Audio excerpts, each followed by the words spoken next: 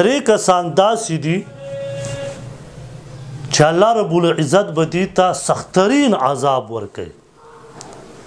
په ابو داود شریف کې روایت ته 4087 نمبر روایت ته ابو هريره رضی الله تعالی عنہ فرمایي و نبی علیہ السلام او فرمایل مفهوم مبارک داسې دی چې دریو کسانو ته الله رب العزت د قیامت په ورځ نه پر رحمت په نظر ګوري، نه به ګناهونه معاف کوي بلکې سخترین عذاب بالا ورکوي.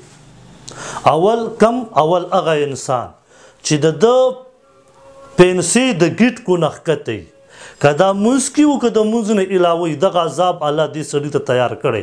ولی په دې کې تکبر دی او تکبر صادر صرف د الله دی بس.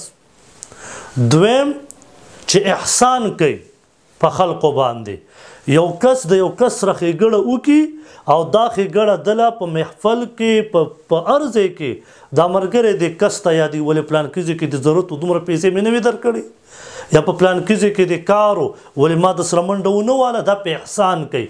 یو دغه سړي دپاره الله عذاب تیار کړی. او دریم هغه کس دپاره چې په قسمونو سوداګانې خرڅوي. الله دې موږ نن معاف کړي، موږ نن په قسمونو باندې څومره سوداګانې خرڅوو.